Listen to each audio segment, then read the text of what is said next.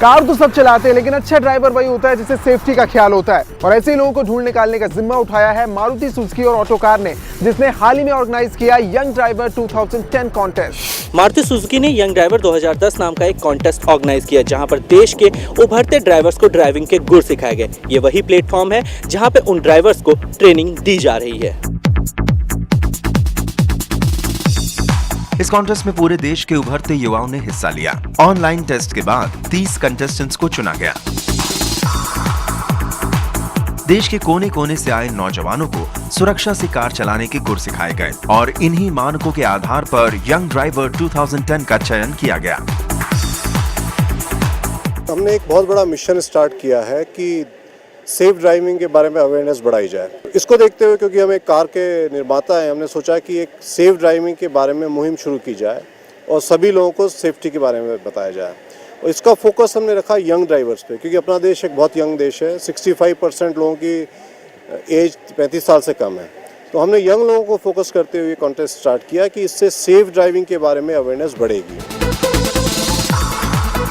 Test drive के दौरान हर तरह के रास्तों का ख्याल रखा गया था, जिन पर गाड़ी चलाना सबके बस की बात नहीं। इस ड्राइव के दौरान कुछ ऐसा ही प्लेटफॉर्म देने की कोशिश की गई थी जिस पर युवाओं ने अपने अपने तरीके से ड्राइविंग की। प्रतियोगिता है तो उसमें हार और जीत भी होगी। यंग ड्राइवर्स 2010 कॉन्टेस्ट में भी कुछ ऐसा ही हुआ। कंपटीशन के सेकंड रनर अप रहे पुणे के सिद्धार्थ और फर्स्ट रनर अप का खिताब दिल्ली के हितेश को मिला। प्रतियोगिता के विनर रहे फरीदाबाद से आए सुमित कुकरेजा, जिन्हें मारुति सुजुकी ने ए स्टार कार से नवाजा।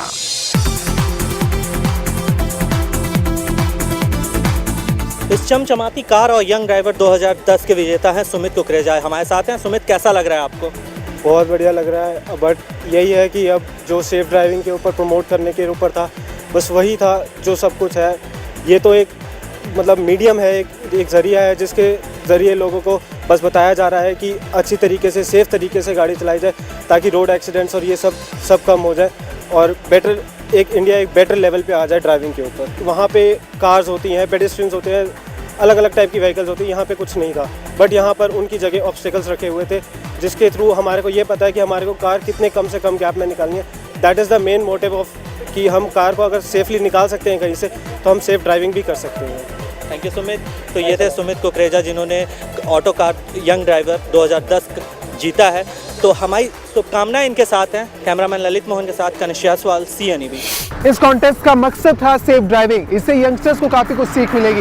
ये तो बात रही ड्राइविंग टेक्निक्स की। अब बात करते हैं एक ऐसे बाजार की जहां पर जीप को मॉडिफाई किया जाता है। जी हाँ, यहाँ देशी नहीं बल्कि विदेशों से भी लोग मॉडिफाइड जीप खरीदने आते हैं।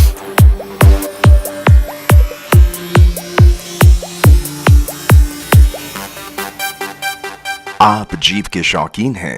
कैसी जीप के? लेकिन अब जीप का जरा ये रूप देखिए। पसंद आई ना? मॉडिफाइड जीप का क्रेज सवारी के शौकीनों में, खासकर यंगस्टर्स को रहता है।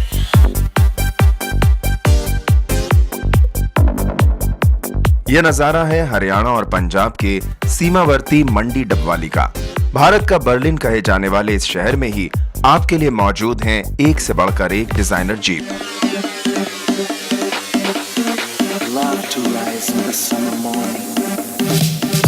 खूबसूरत दिखती इन जीपों को किसी कंपनी ने नहीं, बल्कि यहाँ के कारीगरों ने अपने हाथों से डिजाइन किया है।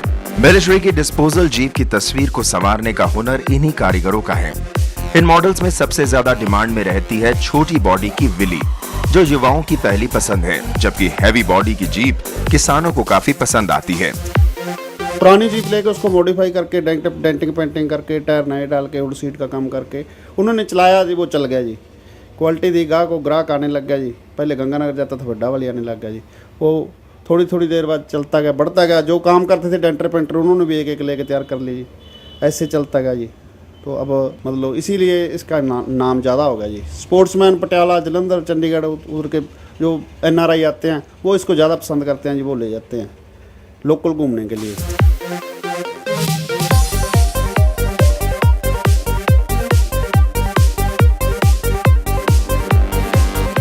जीप मार्केट नाम से फेमस इस इलाके में हर तरफ आपको जीप का ही कारोबार नजर आएगा। इससे पहले इस कारोबार पर गंगानगर का कब्जा था। 1985-86 में मंडी डबवाली के कारीगरों ने इस कारोबार को अपनी रोजी रोटी का हिस्सा बनाया और तब से ये सिलसिला बदस्तूर जारी है।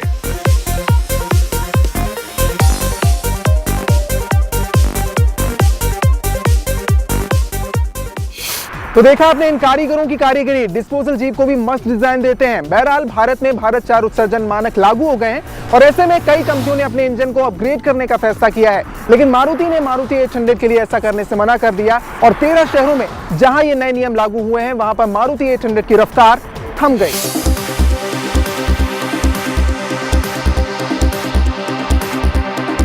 मारुति 800 वो कार जो 1983 में भारतीय सड़कों पर उतरी और आने के बाद इतनी तेज रफ्तार पकड़ी कि मारुति की सूरत मारुति 800 के रूप में होने लगी।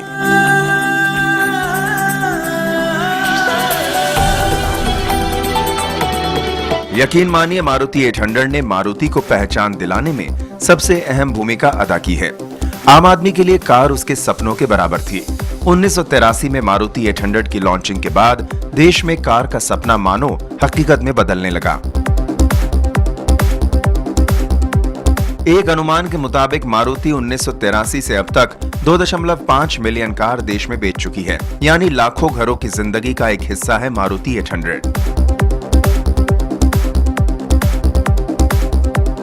भारत ही नहीं, बांग्लादेश, श्रीलंका, यूरोप और अमेरिका जैसे तमाम देशों में भी मारुति 800 ने अपनी पकड़ मजबूत की।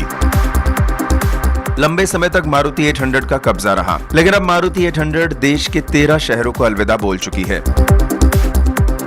शहरों में प्रदूषण कम करने की कवायद में जुटी सरकार के फैसले से मारुति 800 की दिल्ली, एनसीआर, मुंबई, कोलकाता, चेन्नई, पुणे, अहमदाबाद, सूरत, कानपुर, आगरा, हैदराबाद और बेंगलोर से दूरी बढ़ गई है। ये कार इन शहरों में नहीं बिकेगी।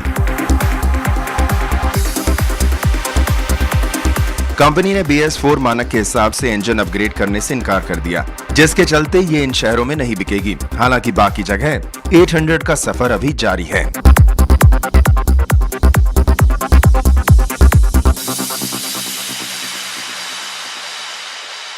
1983 से चला आ रहा मारुति 800 का सफर देश के 13 शहरों में खत्म हो गया। जिन शहरों में इनकी डिमांड है वहां पर इसका दीदार होता रहेगा।